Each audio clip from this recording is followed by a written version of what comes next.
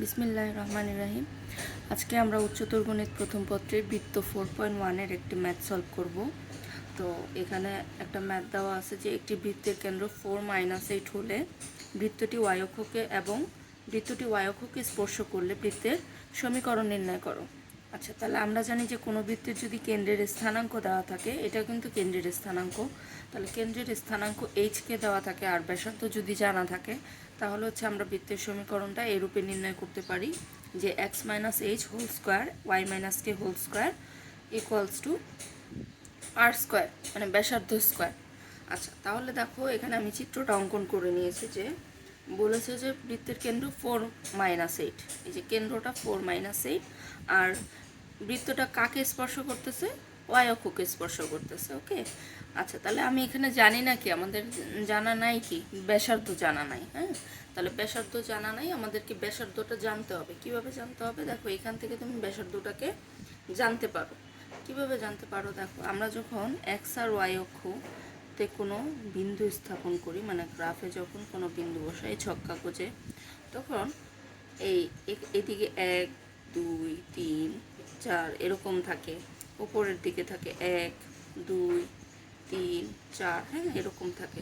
তাহলে আমরা যখন বলি যে এইখানে একটা বিন্দু আছে, যদি আমি ধরি যে এইখানে একটা বিন্দু আছে, তাহলে এই বিন্দুটার স্থানাঙ্ক কীরকম হয়? এটা এক্স অক্ষ বরাবর কতটুকু দূরত্ব অতিক্রম করছে? 3 একক। তাহলে এখানে প্রথমে 3 আসবে, এক্স অক্ষের ভুজ আসবে আগে। হ্যাঁ, তারপরে দেখো এটা ওয়াই অক্ষ বরাবর কতটুকু দূরত্ব অতিক্রম করছে? 1 2 একক। তাহলে এটার কোটি আসবে হচ্ছে 2। তাহলে এই যে এইভাবে হচ্ছে আমরা কোনো বিন্দু স্থাপন করি। যখন নর্মালি আমরা গ্রাফে হচ্ছে কোনো বিন্দু বসাই, তাহলে সেক্ষেত্রে আমরা এভাবে বিন্দুগুলোকে স্থাপন করি। তাহলে এটার ক্ষেত্রে দেখো তো যে আমরা তো জানি বৃত্তের কেন্দ্র থেকে পরিধি পর্যন্ত যে কোনো দূরত্বই কী হবে? এই থেকে এই পর্যন্ত দূরত্ব ব্যাসার্ধ, আবার এই থেকে এই পর্যন্ত দূরত্বটাও ব্যাসার্ধ। তাহলে এই যে এখান থেকে যে এই পর্যন্ত দূরত্বটা, এই দূরত্বটা দেখো তো, এটা এক্স অক্ষের যেটুকু স্থানাঙ্ক আছে সেটাই আসতেছে না? এক্স অক্ষের যে স্থানাঙ্ক, এই বিন্দুটার এক্স অক্ষের যে স্থানাঙ্ক, এখান থেকে সেই দূরত্বটা কতটুকু আসতেছে? সেটুকুই আসতেছে না?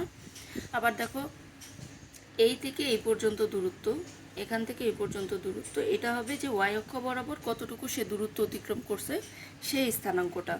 আচ্ছা, তাহলে দেখো এখান থেকে এইটুকু দূরত্ব ব্যাসার্ধ হচ্ছে, আবার এখান থেকে এইটুকু দূরত্ব হচ্ছে কি এক্স অক্ষের স্থানাঙ্ক, মানে ভুজ। এখানে যে বিন্দুটা আছে এই বিন্দুর ভুজ। তাহলে আমরা বলতে পারি যে ব্যাসার্ধ হচ্ছে এখানে 4, কারণ এই দূরত্বটাই তো ব্যাসার্ধ, এই ভুজের মানটাই হচ্ছে এখানে ব্যাসার্ধ। আচ্ছা, তাহলে এবার তো সিম্পল, তোমরা জাস্ট এখানে সূত্রে বসাই দিবা x minus 4 square y plus 8 square equals to 4 square. এবার এটাকে হচ্ছে তুমি ক্যালকুলেশন করো, x square minus 8x plus 16 plus y square plus 16y plus 64। এবার এগুলাকে হচ্ছে তুমি এক পাশে নিয়ে এসো।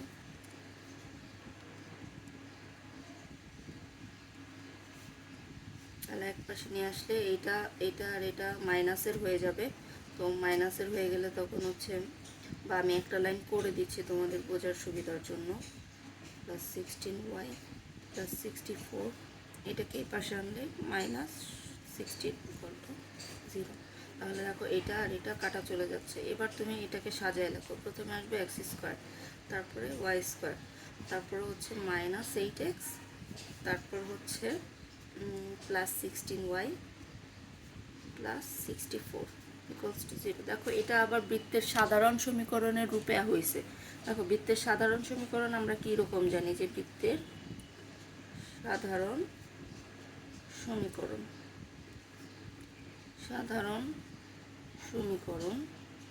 এটা হচ্ছে কীরকম, যে x square plus y square plus 2gx plus 2fy plus c, এটা হচ্ছে বৃত্তের সাধারণ সমীকরণ। তাহলে দেখো যে এক্স স্কোয়ার আছে, ওয়াই স্কোয়ার আছে, প্লাস এখানে 2gx যখন করবা তখন জি এর মান কি চলে আসবে? -4। আর এখানে এফ এর মান কি আসবে? 8 আসবে। হ্যাঁ, তাহলে মাইনাস জি আর মাইনাস এফ, দেখো এই যে আবার বৃত্তের কেন্দ্র হচ্ছে, ঠিক আছে। তাহলে এখানেই তোমাদের অঙ্ক শেষ। এইটুকু আমি হচ্ছে জাস্ট তোমাদেরকে বোঝানোর জন্য দেখাইলাম যে এটা হচ্ছে তোমাকে বৃত্তের সাধারণ সমীকরণের রূপে করতে হবে। আশা করি তোমরা বুঝতে পেরেছো। যদি তাও তোমাদের কোনো প্রবলেম হয় তোমরা আমাকে কমেন্ট সেকশনে জানাতে পারো।